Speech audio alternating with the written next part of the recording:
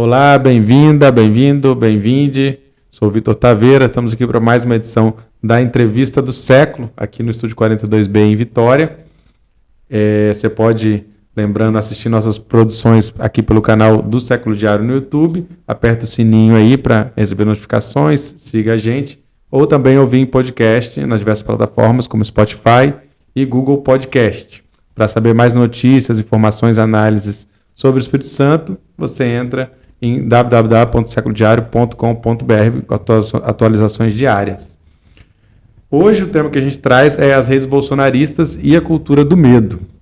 A gente tem visto nos últimos dias, após o resultado eleitoral, que deu vitória ao ex-presidente Lula para um novo mandato a partir de 2023, com a maior votação da história do país, que tem acontecido uma série de coisas, né? Enquanto os vitoriosos estavam comemorando, também acontecia uma paralisação de rodovias pelo Brasil por alguns dias. Atualmente, acampamentos em frente aos quartéis militares em vários pontos do país, não reconhecendo esse resultado eleitoral e pedindo intervenção das Forças Armadas, ou seja, golpe, né? É algo inédito na história do Brasil desde a redemocratização, uma mobilização nessa, né, num período eleitoral. Apesar do silêncio do presidente Jair Bolsonaro e o posterior pedido que ele fez para desmobilizar essas interrupções de via, né? E um posicionamento muito ambíguo do Bolsonaro, a transição começando em Brasília ao mesmo tempo, enquanto isso, nas redes bolsonaristas, há um clima de grande mobilização. Estou falando dessas redes aí do WhatsApp, do Telegram, de outros canais, incluindo muitas fake news que estão servindo para manter esse povo muito ativo, tanto nessas redes como nas ruas, né? O que está acontecendo agora. Então, para discutir um pouco sobre essa questão das redes da extrema-direita, da política do medo que tem imperado, né, no Brasil, temos aqui como convidada a Lara Sartório, que é doutoranda em Sociologia pelo Instituto de Estudos Sociais e Políticos, IESP, que é da Universidade Estadual do Rio de Janeiro, a UERJ, e ela também é pesquisadora do subgrupo de movimentos sociais do NetSal. Então, Lara, bem-vinda. Conta para a gente um pouco, para começar aqui, sobre sua pesquisa, né, de doutorado. Como é que se relaciona com essas questões que a gente acabou de mencionar? Obrigada, Vitor, pelo convite. Obrigada a todo mundo que está nos ouvindo e interessadas, né, em discutir, debater o assunto. Espero que a gente continue em outros espaços também, dando sequência a essas discussões e a importância do que está colocado agora e as disputas que estão sendo feitas, né? Então, uma boa tarde a todas, todos. Bom, para explicar e ambientar um pouco, né, sobre como que eu estou pesquisando ou qual é o meu objeto de estudo nos últimos anos, eu já estou no meu 5º ano de pesquisa, né, em torno das redes bolsonaristas, que obviamente não se restringem, né, às dinâmicas de WhatsApp, mas mais especificamente situada aí, acho que a nossa discussão hoje vai estar um pouco mais circulando nesta rede, mas entendendo que são amplas, né, e o Bolsonaro está muito mais destacado, por exemplo, que o Lula, pelo menos 3 vezes mais, né, seja no Instagram, no Twitter, do que o Bolsonaro está muito mais do que o Lula, né, então 3 vezes mais que o Lula, estava fazendo essa, não sei se eu me perdi um pouco no raciocínio, mas a minha pesquisa em si é a busca por entender como que a política do medo ela influencia, né, na constituição de imaginários políticos, de ideologias políticas autoritárias. Então, essa ideia configurada e assentada ao longo da nossa história de que a autoridade ela deve se dar de maneira autoritária. Como que isso repercute para que a gente tenha uma ascensão da extrema-direita tão facilitada por meio de uma captura emocional forte, né, dos últimos anos, seja de ressentimento, de raiva mesmo, né, de indignação diante do poder político como um todo, as instituições como um todo. Como que a extrema-direita foi capaz de capturar emocionalmente esse público, né? Então, é um pouco essa discussão que eu venho tocando na minha tese de doutorado, e já desde a minha dissertação eu trabalho precisamente com a política do medo, né? Antes em paralelos, né? Eu tento comparar a situação da Cisjordânia na Palestina com a das favelas do Rio de Janeiro, mais especificamente no conjunto de favelas da Maré. Então, continuo fazendo minha pesquisa no Rio de Janeiro, acho que isso é importante de frisar também antes da gente continuar a nossa conversa, que é onde eu estou ambientado e para onde eu estou olhando mais. Que é a terra do Bolsonaro, aliás, né? De onde vem. Eu estava pensando aqui nessa questão, por exemplo, o medo ele é muito colocado como um elemento paralisante, né? Quando a gente fala assim da vida mesmo, em vários aspectos, né? O medo geralmente nos coloca numa posição de paralisação. Porém, essas redes, elas usam esse medo como um elemento mobilizador, na verdade, né? Embora eu acho que talvez isso se misture um pouco, não sei. Como é que você entende assim, o medo como um papel de mobilização? Eu tenho acompanhado aqui também, recentemente, você também tem acompanhado há muito tempo, né? Estar dentro dessas redes, entrar num desses grupos de extrema-direita e perceber, né, como é que vai se movendo essa narrativa, assim. O que você considera importante nesse sentido? Como é que esse medo é utilizado e qual que é o papel, vou fazer uma outra pergunta, dessas fake news, né, dessas notícias falsas nesse processo, que é o que tem acontecido agora, né? Agora, mas assim, há muito tempo, né? Sim. Eu acho essa pergunta maravilhosa porque ela já demonstra que está sendo captado um outro lugar, assim, afetivo mesmo, para olhar e criticar e pensar o medo. Acho que a gente vem falando tanto que as pessoas estão tomando um pouco mais de ciência, né, do que é isso, de como se configura. Então, um pouquinho mais para frente, vou falar mais especificamente da política do medo, mas esse lugar, né, do que a gente pode chamar de ponto de ambivalência dos afetos, mas mais especificamente do medo, ele é muito importante, porque, de fato, o medo, ele é ativador mais do que pacificador ou passivador, né, daquilo, fazendo alusão até ao meme que tem circulado aí nas nossas redes. Mas o ponto de ambivalência, ele é central para a gente entender o porquê que é tão fundamental a gente pensar o medo na sociedade, né? Por que a gente está discutindo o medo e não outro afeto, por exemplo? Inclusive, né? Assim, os eleitores do Lula, nessa eleição, eu entendo que eles se movimentaram muito mais pelo medo do que pela esperança, como pode ter sido em 2022, né? Agora era realmente a democracia em jogo e a galera foi para a rua por isso, assim, né? Para evitar a tragédia que poderia ser um segundo governo Bolsonaro. Então foi isso, foi anti e anti, né? Foi Sim. As duas campanhas. Assim, falando, né, dessa centralidade do medo para poder chegar nessa discussão mais específica que eu acho que é importante para a gente entender a ambivalência do medo, com que você já deu aí um pouco de dica, né, do que é esse ponto de ambivalência, a esperança certamente é. Mas pensar que o medo, ele é fundador, né? Um afeto fundador mesmo, não só do Estado moderno, mas se a gente pensar para além, acho que a gente, quando fala de Estado moderno, em especial para um público mais amplo, as pessoas devem ficar assim, com uma visão muito distante, né, daquilo que aconteceu em séculos passados e pensando já numa dimensão mais europeia. Então, transitando um pouco para a configuração do medo e como que o medo foi central para a gente pensar a sociedade brasileira, acho que a gente pode voltar na época, certamente, da nossa escravidão, pensando, né, qual foi esse processo de transição e como ele foi determinante para rotular e categorizar as pessoas e as classes sociais em especial. Então, dentro de uma dinâmica, né, em que a gente tinha a população escravizada, vigente ainda, com as revoltas que estavam acontecendo, e em especial, né, eu sempre chamo a atenção para isso, na revolta de 1835, que é a revolta dos malês, né, foi muito central para a gente entender como que o Estado reagiria a revoltas, né, a iminência de revoltas populares a partir de então teve um outro grau, porque foram pegos com muita surpresa e num grau de organização que surpreendeu os senhores da época. Então é importante lembrar desse momento, porque ali começa a se assentar não só o projeto de nação brasileira, que estava em plena discussão, né, as pessoas já tentando trazer o projeto de brasilidade muito orientado pela branquitude. Então foi determinante, porque nessa transição, nessa chave de transição das revoltas populares do povo escravizado,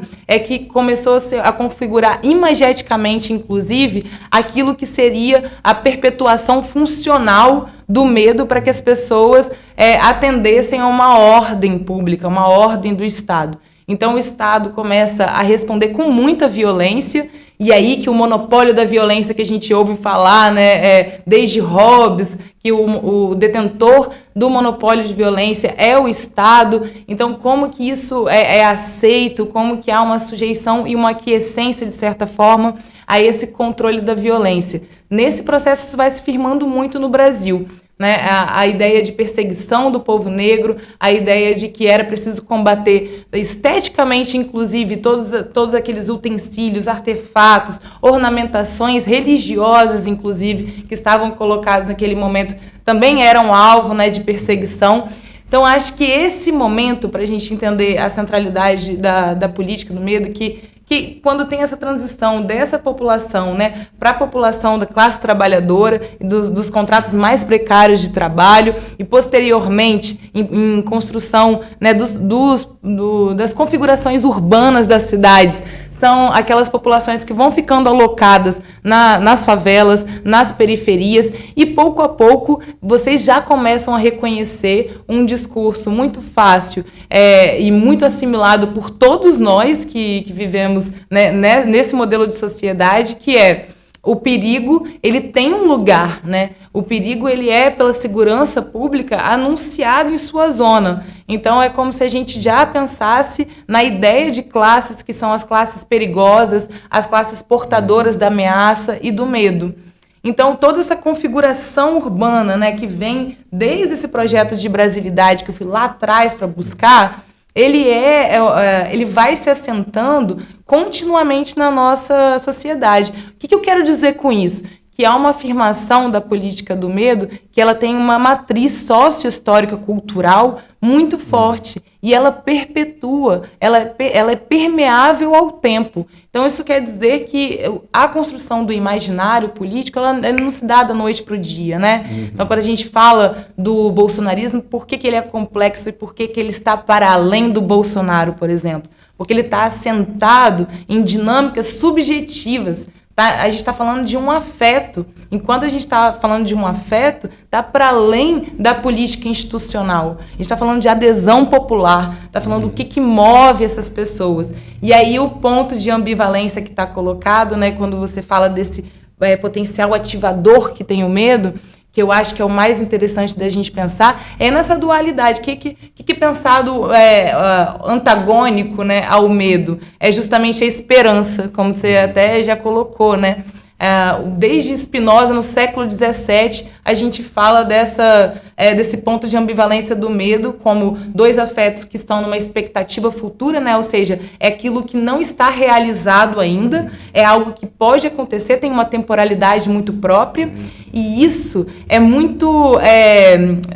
um terreno muito fértil para manipulação, gestão, controle e a produção, né, daquilo que se deseja ou aquilo que está sendo pautado politicamente, porque ela não é viver o instante imediato daquilo que está acontecendo. Ela é uma expectativa. E diante da expectativa é manipulável, é mais facilmente, entende? Sim, tudo pode acontecer, né? Tudo pode acontecer. Então... Exatamente. E é possível você jogar com fantasmas, sejam eles os que já estavam colocados em traumas anteriores também da nossa sociedade, né? A gente vive, quando a gente fala de fantasmas na dinâmica mais psicanalítica, a gente está falando justamente disso, né? Aquilo que nos assombra psiquicamente. Então, se a gente pensa no corpo, o nosso corpo, né? O corpo que afeta e é afetado também, nosso corpo como uma experiência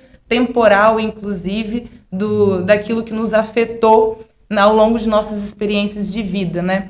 Esse corpo não é à toa que é usado como uma metáfora, mas desde o início da filosofia moderna, ele é pensado através do corpo político, né? Então, quando você faz a transição do corpo individual para o corpo político, acho que todo mundo já ouviu falar, né? Não, porque o corpo político que está colocado, o que é isso, né? É a nossa sociedade, esse conjunto de coisas.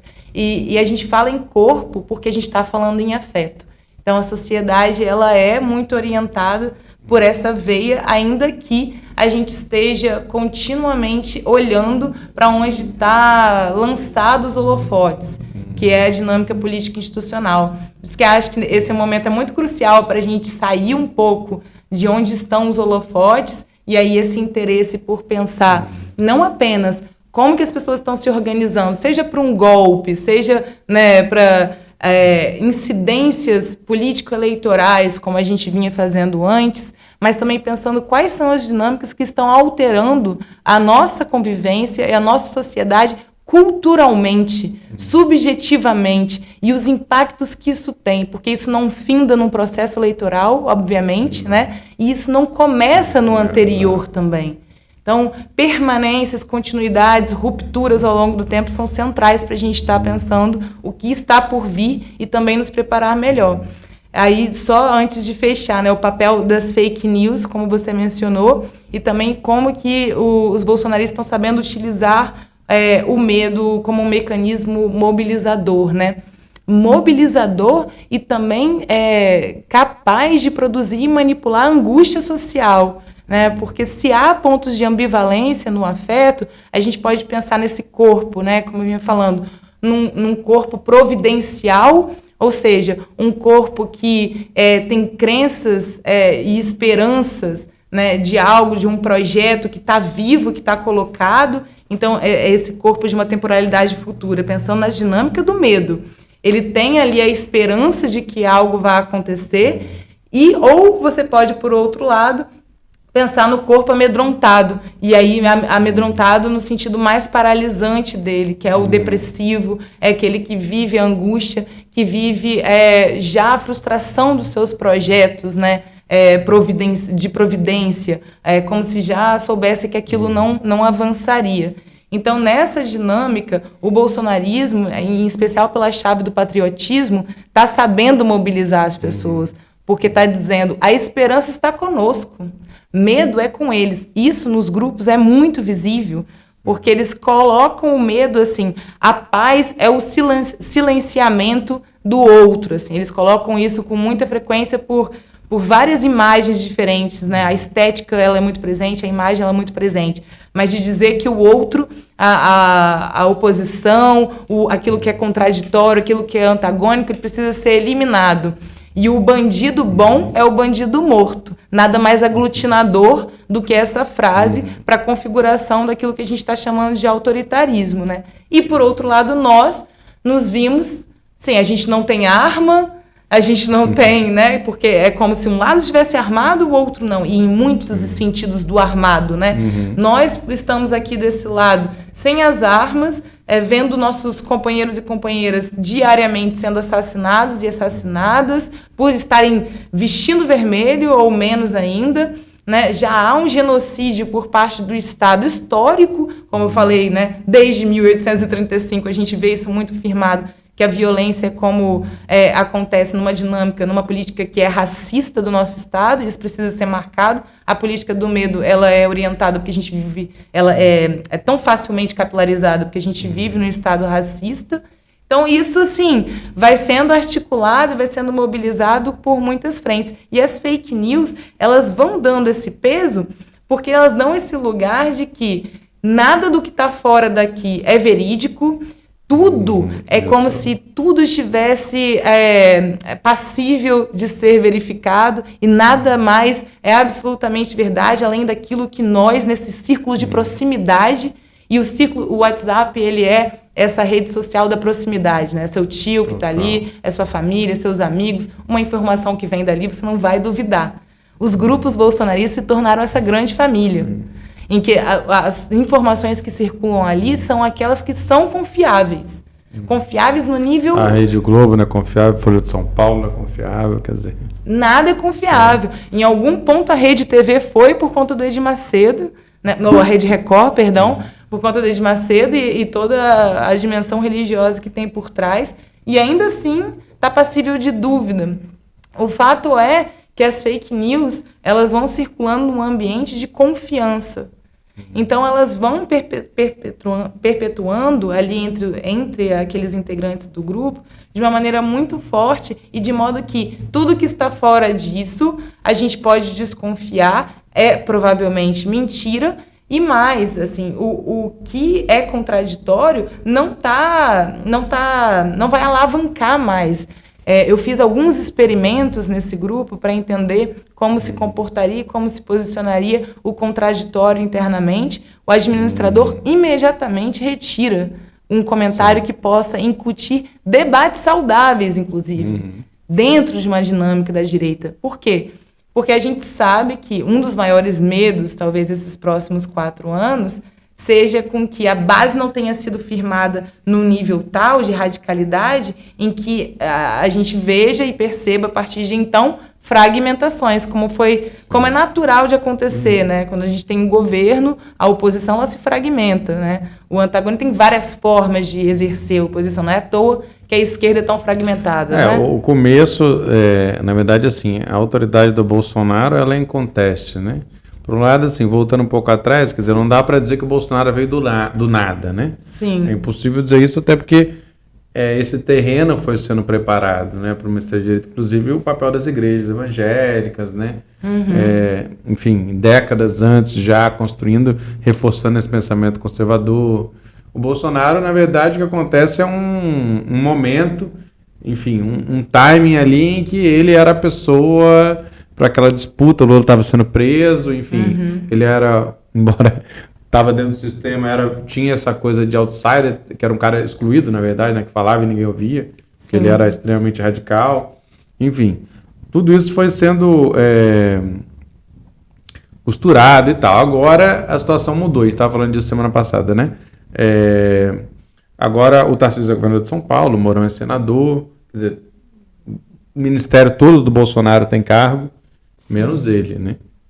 Então muita gente já reconheceu a vitória do Lula, ele ainda não, né? Ele já reconheceu, mas ele não falou publicamente, ele ainda está nesse... E aí essas mobilizações... o que me impressiona entrando nessas redes é que eles realmente acreditam que vai chegar o momento e as fake news ficam alimentando. Galera, temos que esperar 72 horas para o exército poder intervir. Passou 72 horas, olha, na Ucrânia eles ficaram 16 dias. Olha, precisa só mais um pouco. É porque agora é como se culminasse. E é meio trágico, quase tragicômico, porque é a culminância para eles de toda essa construção de anos, né, dizendo que tipo, é isso, agora temos que vencer. Chegou a hora do grande combate. Na hora do grande combate, o líder desaparece. Bolsonaro não fala mais com eles. Bolsonaro desistiu da presidência, aparentemente, né? Se pensava se ele poderia tentar, tipo, atacar esses últimos meses e aprovar coisas, não, aparentemente ele está dedicando a se salvar. Já garantiu o salário dele com o PL, o gabinete dele, a casa, tudo paga pelo Valdemar Costa Neto, né? Não, pago pelo partido, né? Enfim, pelos arranjos feitos. A vida material está feita, mas ele perdeu a imunidade, ele vai estar ameaçado de processo, e ele usa essa galera para, tipo, botar pressão, né? Porque aí quanto mais gente na rua, mais mobilização, ele tem um papel aí, ele tem barganha, né? Nesse jogo político, seja entre os partidos, seja com a justiça, etc. e tal, né? Então, aparentemente você tem essa estranha situação, e aí ele está blindado porque ele é o presidente e ele pode ser responsabilizado. Isso é a narrativa da galera lá, né? Dos bolsonaristas. Ele pode ser responsabilizado. Então, aí eu estava lendo aqui um fio aqui do Igor Mello lá no Twitter, que ele falou isso, né? É um novo momento na mobilização bolsonarista. Ele também acompanha há muito tempo isso, né? Que essas manifestações agora acontecem sem a convocação do Bolsonaro, nem das grandes figuras públicas do bolsonarismo. Aqueles que foram eleitos já estão se preparando para o novo momento, os filhos de Bolsonaro acompanham ele e agora começam a falar, né? É tudo muito bem articulado, o discurso é muito bem feito, né? E aí essa galera mobilizada por WhatsApp e Telegram, como você disse, são pessoas fechadas, ele também afirma isso, né? Para fora, estão recebem só informações por aí, bloqueiam as informações da mídia, demonizam qualquer meio de comunicação, ele fala isso também, né? São reprimidas, expulsas, se houver algum contraditório, um comportamento meio que de seita, né? Mas, por outro lado, ele coloca um movimento articulado com um comando central, porque as mensagens são coerentes. Ou seja, as mensagens vêm de algum lugar. Por um lado, você tem um monte de influência bolsonarista lá tentando, tarará, mas você vê que tem um comando. E é impressionante como eles tiraram a mensagem central que veio, sem assinatura, mas ela funciona, você vê que chega. Me lembrou um pouco, até contraditório, mas assim, a questão do PCC, né, do salve geral do PCC. São estruturas com uma organização muito complexa, muito refinada, porque o salve geral é isso. Ninguém sabia de onde via, mas chegava em todo mundo entendia e deu aquela ação, né, quando teve. Isso é contraditório, não. Não aí você vai ficar melhor. Mas assim, essa mensagem veio, não mencionar Bolsonaro, pedir intervenção federal, não é intervenção militar, não é golpe, não é nada. A palavra da ordem é intervenção federal, que é, na verdade, uma coisa que existe juridicamente, mas que não se aplica ao caso. Intervenção federal é no caso de algum ente da federação, ou seja, você tem um caso de separatismo, um estado que é separado do outro, à força, por uma revolta que seja, ou algum tipo assim de... O artigo aplicado nas dinâmicas de segurança pública do estado do Rio de Janeiro, aqui em Cariacica também, que é o caso capixaba mais próximo. Exato. Então, assim, essa intervenção federal que seria a argumentação, mas assim, eles não estão mais mencionando fechamento do STF, não estão usando mais sequer a figura de Bolsonaro, muitos deles, é como se já estivesse em prática essa extrema-direita sem o Bolsonaro, embora a gente não saiba ainda. Ele tem muito para jogar ainda, ele é a figura principal, mas nesse momento você vê que o mecanismo funciona sem ele. Sim. Então, se em algum momento não, né, se prescindir dele, que era o que a gente estava falando, né? Você começou a falar aquela hora, eu falei que a gente ia... Não falei, estou falando agora que a gente ia retomar esse tema, né, dessa extrema-direita, como que ela vai além do Bolsonaro, né? Sim. Agora, enfim, eu acho algumas que colocações, não fiz pergunta. Mas não, total. Mas eu acho que alguns cuidados a gente também precisa tomar, você está falando, né? Não tem o grau de coesão entre esses grupos, ele é bastante elevado, sim, né? A gente percebe que tem uma vetorização das informações, mas não é tão uníssono quanto parece ser, ainda que haja administração. Para que isso seja o mais redondinho possível ali internamente, as pessoas ficam, né, com essa impressão de que no início assim das manifestações, as pessoas irem às ruas, eu fiquei observando como que isso ia pipocando assim nos diferentes grupos, tentando entender, né, como que a radicalidade foi tipo assim, vou pisando aqui devagarinho para ver se cola, mas sem contradição. A ideia foi essa, tipo, espantar-se com o nível de atrocidade do que era. Óbvio que nós vivemos uma fraude, isso foi plantado. Gente, é engraçado usar... exemplos referenciais, né, da Venezuela, mas é o caso porque faz muito sentido. Na Venezuela também fizeram uso desse discurso, bem semelhante, assim, como que vem atuando essa extrema-direita na dinâmica de, né, tudo isso é fraude, nada que vocês falam é verdade, tudo é manipulado, então vamos nos fechar na nossa redoma. E nesse se fechar, foram sendo lançadas algumas saídas e não houve, né, contraditório para a ideia de exigir um golpe, tal qual, e isso foi muito colocado e me surpreendeu, porque antes isso não era aceito por todos, nem tão facilmente colocado, mas tal como aconteceu em 1964. Essa narrativa passou com facilidade nos grupos, não houve resistência a isso, né? Então, começa-se a reivindicar cada vez mais essa ideia de uma extrema-direita desavergonhada, né? Que agora as pessoas firmam os valores que sempre defenderam, que antes, porque estão numa outra regulação, que é a regulação, né, do Estado de Direito mesmo, sim, democrático, né? Não cabe esse tipo de colocação, mas cada vez mais eles vão se posicionando dessa forma, mais radicalizada, mais colocada. E quanto mais as pessoas iam comunicando, mais aquilo estava dado como é óbvio que é o certo a ser feito, e as manifestações foram se proliferando com o seguinte cuidado, que tinha muito inicialmente, né, o cuidado inicial era, não, gente, vamos às ruas falando em resistência civil e não pedindo intervenção militar, porque a partir da instalação do caos, a partir da sociedade, é que o nosso presidente poderá agir, é que o nosso exército poderá agir. Para que ficasse muito bem inculcado nas pessoas, né, que estão naquele grupo, que agora é com a gente.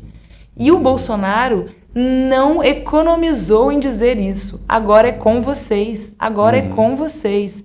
Então, assim, eu vou fazer o que o povo pedir. A vontade do povo é soberana. E isso foi alimentando, de tal forma que tudo que o Bolsonaro falasse, e ele fez questão de estrategicamente ser o mais ambíguo possível, porque o que quer que ele falasse seria subsídio para entendemos os sinais, capitão. Isso está acontecendo nesse momento, assim, de uma maneira, né? Depois de 44 horas, falou 2 minutos, entendemos os sinais, porque 44 dividido por 2 é 22. Tudo era elemento, né? Chega a ser engraçado e caricato, mas de fato. Eles estão, né? Agora os filhos de Bolsonaro assumem um papel meio que de mediador, né?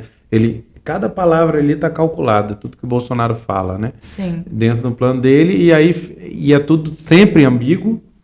E é nessa ambiguidade que eles jogam essa tentativa de continuar. Eu tenho dito que, assim, embora as chances são remotas, muito remotas, nós estamos com uma tentativa de golpe em curso. E eu acho que isso também não pode ser desprezado, né? Não. Porque ela está em curso, a gente não sabe o que pode ser feito se o Bolsonaro...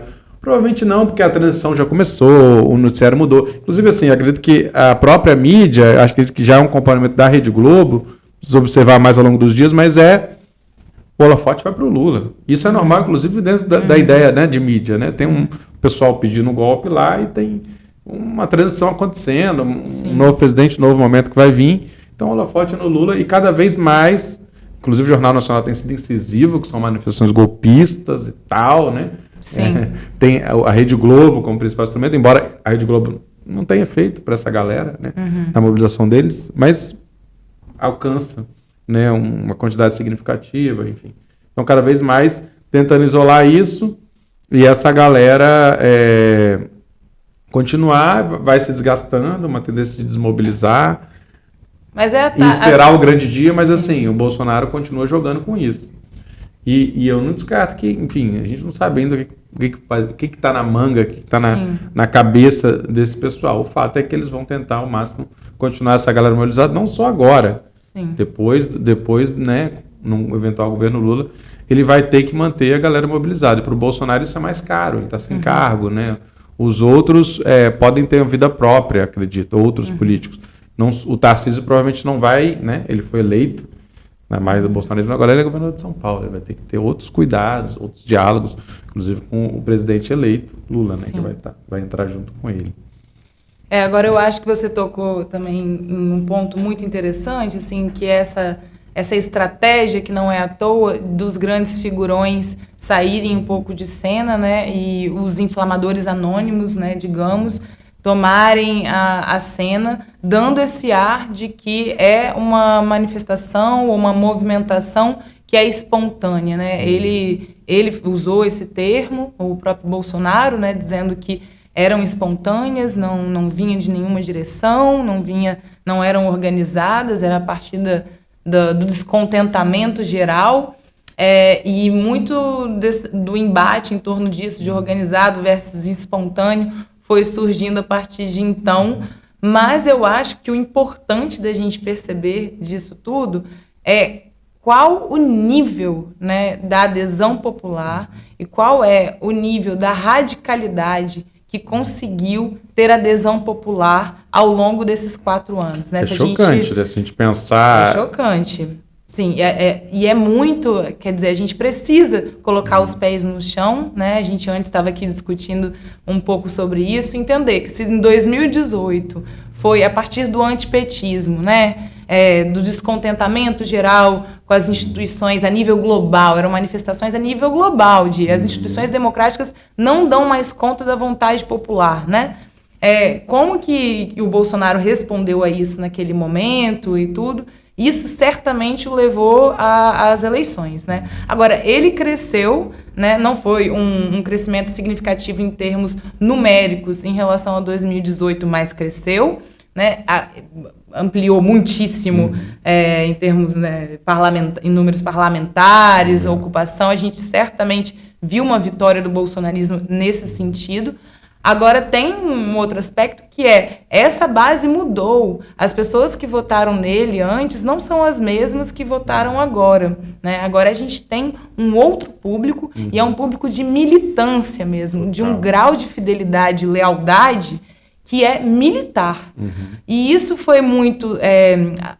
o imaginário em torno do 7 de setembro, a lógica, né? Todas as insígnias, a estética mesmo do militar, do exército, né? Seja o exército de Deus e o exército nacional de fato, assim, né? Com as forças armadas, toda essa estética, essa imagem do que é a ordem pública, tudo muito alocado na dinâmica dessa farda, trouxe uma certa energia, espiritualidade mesmo, inculcada, quase podemos dizer, que ela é mobilizadora, que é disciplina. Ela trouxe disciplina dos militantes. Tanto que quando houve a perda eleitoral, né, a vitória do Lula, teve muita gente se manifestando nesses grupos, dizendo: agora eu preciso sair e voltar a trabalhar, ou voltar a cuidar da minha vida. Foi a prioridade zero da vida dessas pessoas, foi esse processo eleitoral. A gente precisa entender esse fenômeno com outro olhar, menos, talvez, otimista, de que seja uma chave que se vire assim. Não, ela tá numa outra configuração. Assim. Não, e a militância bolsonarista, assim, ela embora ela seja minoritária hoje, né, nessas ações, ela é muito expressiva. Você vê as imagens do Rio de Janeiro, de São Paulo, de Brasília, Santa Catarina. E assim, eu estava vendo algumas análises que é muito comparado com o fascismo, né? Toda essa construção que vai sendo feita, mas numa versão muito mais moderna. Inclusive, olhando aqui para o Brasil, a gente fala isso, né? Que o integralismo foi o primeiro movimento de direita de massas. Sim. E o bolsonarismo é o segundo. E o alcance e as vitórias do bolsonarismo são imensamente maiores que as do integralismo, que eram consideradas muito grandes para o movimento de extrema-direita. Né? Inclusive, tem a minha dúvida se a gente deve continuar falando em bolsonarismo também, porque eu acho que é isso, é extrema-direita, né? É um extrema-direita. O Bolsonaro virou um guarda-chuva num dado momento, mas agora... Se não for ele, a gente coloca outro. Agora, isso para eles é muito claro. Se não for o Bolsonaro, a gente coloca outro. Em 2018, não. Em 2018 não, só perfeito. tinha ele, porque se não fosse ele, ganhava o Alckmin, ganhava o Haddad, né? E é curioso. Isso. E é isso que eu ia perguntar um pouco para vocês. Se o Brasil ficou mais de extrema-direita nesses últimos 4 anos, que era um movimento crescente. Eu tenho falado um pouco isso. Você falou um pouco quer dizer, a galera que se sentiu à vontade para falar coisas que não falariam, né? Porque se sentiriam reprimidas em falar. Sim. E isso é um fato que o pessoal ressalta muito, mas para mim também é um fato de que muitas pessoas se bolsonarizaram ou foram para a extrema-direita, né? Sim. E o resultado eleitoral é uma prova disso, mas não só isso. As pessoas na rua. A centro-direita nunca teve nem perto dessa capacidade de mobilização que hoje a extrema-direita tem, né? Sim. Então, muita gente que era talvez gente que inclusive nem era de direita, passou, porque é uma carga ideológica. É uma disputa ideológica que está acontecendo, né? E aí é onde entra o tanto que o medo é necessário, né, para essa articulação e para essa mobilização. Assim. Não é que o bolsonarismo fica no lugar da esperança e nós, o resto da população, ficamos ali no lugar do medo, amedrontados. Não, o ponto de ambivalência dos afetos tem a ver exatamente com isso, que eles precisam do medo para existir, né? E assim como o Estado precisa do medo para existir, o medo é fundacional para o Estado, o medo também é fundacional para as religiões, né? Então, quando a gente pensa nessa sustentação, nessa mesma base, por que o bolsonarismo persiste? Se você não votar no Bolsonaro, vão comer o seu cachorro, Lula vai entrar na sua casa. Isso, claro, são as caricaturas, mas que realmente as pessoas se apegam a essas informações, tem bastante efeito, real. E tem outras mais sutis, né? Enfim, tem gente que não acredita nisso, mas acredita em coisa parecida, né? Então... Exatamente, mas vem de uma base, né? Que é essa base, a base do fantasma, de uma ameaça iminente, que ela cria uma dependência de perpetuação. Então, assim, na verdade, a ideia do bolsonarismo, ela precisava de um petismo muito forte para existir, né? Quer dizer, é necessário o inimigo para que haja uma guerra. Então, essa construção do inimigo cada vez mais feroz, mas, né, ele precisa ser continuamente atualizado.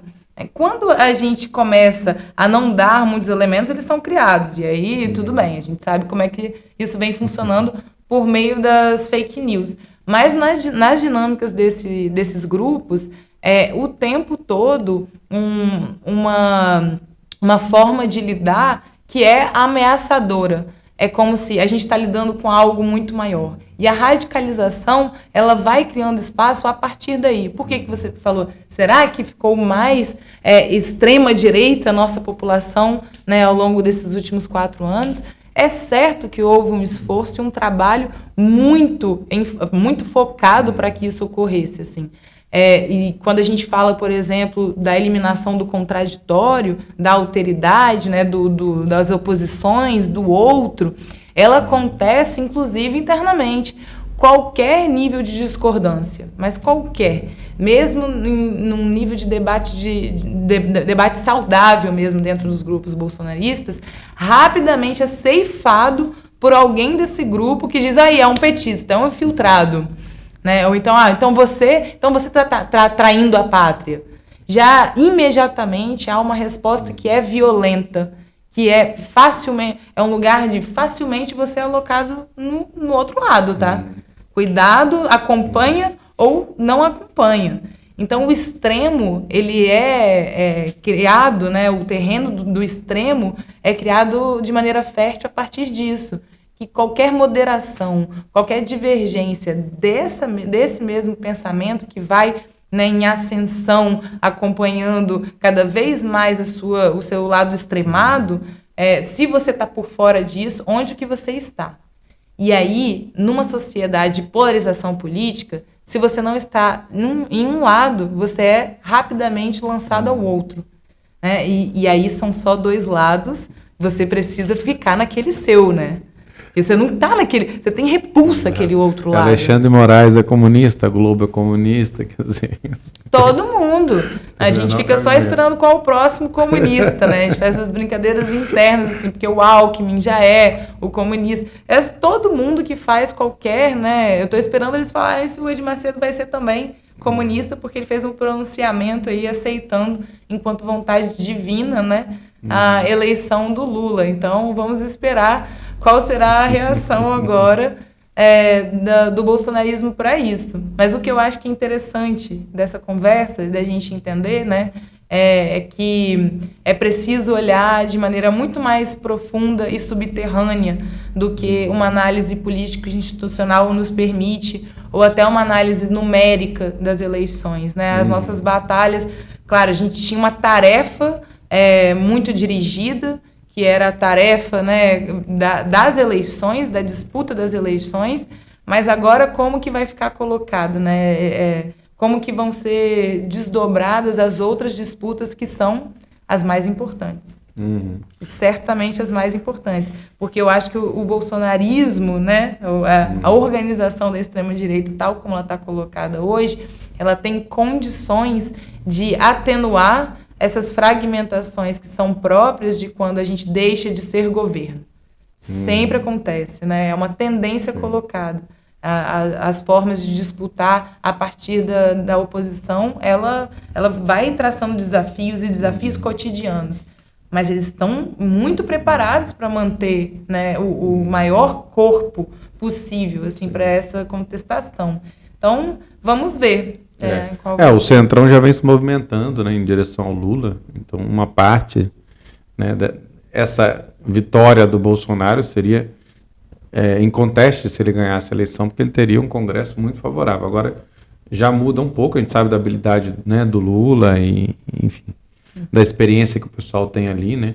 O PSDB, que o diga, né, como o PSDB sumiu, começou que teve uma oposição que foi sumindo e o bolsonarismo acabou liquidando. Eles achavam que eles iam que o impeachment da Dilma ia cair no colo deles, né? E foi exatamente o contrário. Foi a pá de cal que está praticamente enterrando, né? Ficou com o governador ainda, evitou a tragédia total, mas está com uma bancada quase que do tamanho do PSOL, né? O PSDB, então, que era algo inimaginável, né? A tendência da polarização é essa. Agora todo o resto vai murchar, né? Esse é o maior dos perigos, porque aí as outras subjetividades perdem lugar. Então a gente fica circunscrito a defesas, né, que tem seus mitos, e os mitos, né, se fortalecem, mas também tem um lugar muito desenhado já, de incapacidade talvez, e aí, se a gente não é capaz de sair dessa polarização, a vitória já é deles. Né? Porque a gente já recuou. A reconstrução do tudo. centro parece, inclusive, fundamental, né, nessa perspectiva, porque a esquerda tem um teto, ela pode crescer e ela só vai crescer também a partir de um trabalho ideológico. Já o centro... Aí a gente tem que ver o que vai acontecer com o Bolsonaro. Eu discordo em relação a isso. Eu acho que a construção da esquerda é fundamental agora. Porque se você analisar bem, a esquerda não está existindo. Tudo é um grande centrão, né? É onde está cabendo tudo. O centro é a direita, na verdade, né? Esse outro polo não é um outro extremo dessa conversa, né? Ele é o centro. Porque muitos estiveram com o Bolsonaro, vão estar com... Mas, enfim, só para terminar, embora você, né, capixaba, estuda no Rio de Janeiro, estuda mais, né, com foco lá, você estava falando um pouco do papel de capixabas, né, de pessoas, personalidades capixabas dentro dessas redes. Como é que você vem observando isso? Dessas redes, digamos, para fora do Espírito Santo, né? É impressionante, né, como que o Espírito Santo é um estado esquecido em tantos níveis, assim, politicamente, em termos de turismo, de conhecimento cultural mesmo do que né, o nosso estado. Mas, na hora do conservadorismo, realmente a gente tem figurões, né? O Magno Malta, ele é um expoente, assim, dessa, não só como um financiador, mas como um propagador muito importante do imaginário político mais reacionário, esse mais estridente também, né? Que ele usa e faz uso de todos os recursos violentos mesmo, desde a sua forma, né, de se colocar, aquilo que ele defende. A radicalidade que é proposta pelo Magno Malta, ela é bem aceita, repercutida e acaba virando referencial. Então, muitas coisas em grupos diversos, que não estão restritos a uma região, alguns são a nível nacional, outros só do Rio de Janeiro, né? Enfim, nesses grupos a gente tem ali a voz do Magno Malta aparecendo. O Manato foi de extrema importância, assim, para a circulação das informações, em especial naquilo que ele colocou, né, sobre a pandemia ser fictícia. Que é visto como um absurdo de um lado. É visto como um absurdo, mas para muita gente isso gerou... Ele falou uma verdade que ninguém quer. E mesmo para a extrema-direita, isso é complicado. É uma verdade para uns, mas para outros que perderam seus familiares muito perto... Não é realidade, né? Tem fatos, assim. Ainda que tenha gente que negue os fatos.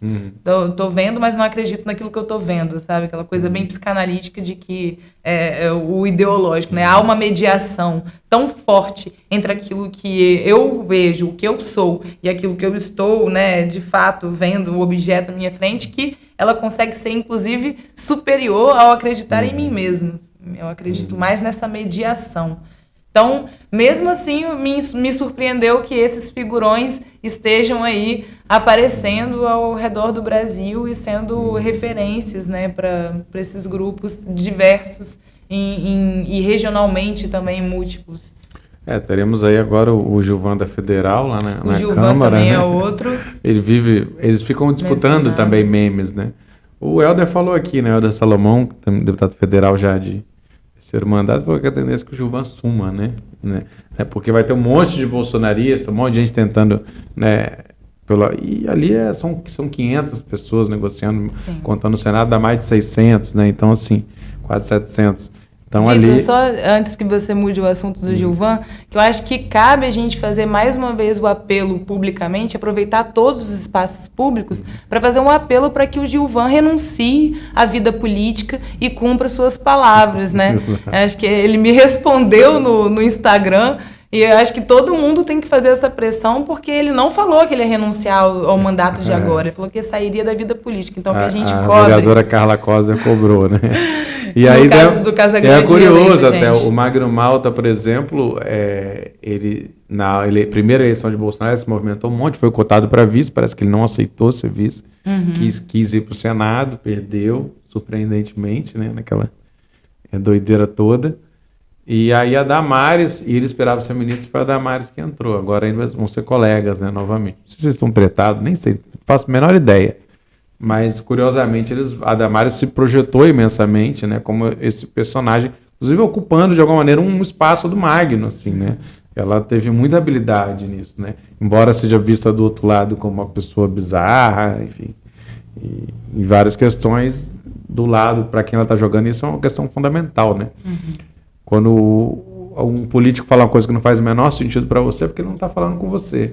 Está falando com outras pessoas, né? E isso é uma coisa que a gente às vezes fica repercutindo, respondendo esses absurdos do bolsonarismo, mas na verdade está chegando em alguém, né? Está chegando em alguém, está afetando alguém de uma maneira diferente que a gente. Mas enfim, acho que já vamos chegando no final. Se você quiser mandar uma palavra final aí, uma conclusão, o que você acha importante deixar, o que vem por aí também? Eu acho que importante, assim, para a gente colocar, né, que eu defendo uma tese argumentativa de que há agência nos afetos, né? E o medo, ele é um expoente para a gente pensar nas potencialidades de manipulação, produção, reprodução, né, afetiva na nossa sociedade. Só que ele tem estado, né, a política do medo, ela é muito marcada e orientada por uma outra configuração de imaginário que é muito mais, né, colocada e subsidiária dessa dinâmica de uma autoridade autoritária, né? Então eu acho que o desafio que nós temos para agora, e isso foi bem sacado, eu acho, do primeiro turno para o segundo, por muitas estratégias nossas, e eu acredito que isso tenha sido um elemento muito determinante para a nossa vitória, que foi começar a dar as caras, afirmar o lugar, né, mostrar nessa guerra de posição assim, gramsciana, de que a gente estava assim, ocupando espaço e que nessa guerra a gente tinha o nosso próprio lugar ali, né? Então, a marcar esteticamente, imageticamente, inclusive, ocupando esses espaços, foi fundamental para isso, né? E as pessoas, quando fizeram a convocatória para esse nível de militância, disseram, deixemos o medo de lado, né? O medo foi muito abordado nesse sentido. Então, fazendo uso dessa ambivalência, entendendo que, se por um lado, né, o medo tem esse lugar amedrontador, que é o lugar do desamparo, da necessidade, né, de que alguém com autoridade autoritária responda para incutir a ordem pública, se tem todo o medo que nos paralisa, o medo que nos retira, né, de certa forma, do lugar de ação e agência, tem também esse medo que é o colocar o medo naquele que é o antagônico a nós, que é nos alimentar de esperança dos nossos próprios projetos, dentro dessa expectativa de futuro.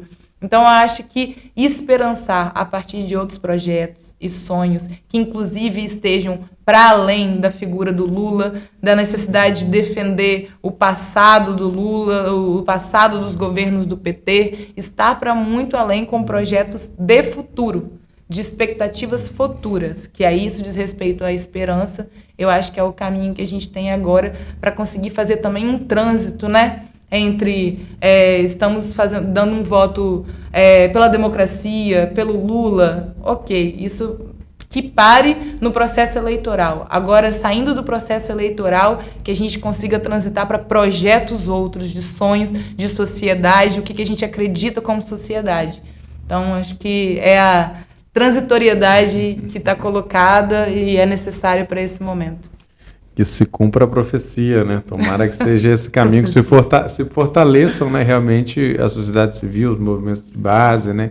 Que possa ter uma disputa de fato desse governo de frente ampla, né? De frente amplíssima, em que a panela de pressão do poder é essa. Quem tiver mais forte ali vai. Então, o centrão, o conservadorismo mesmo vai estar disputando esse governo. Muita gente, tomara que a gente tenha força. Então é isso, muito obrigado, Lara Sartório. Essa foi a entrevista do século, com produção e locução de Vitor Taveira.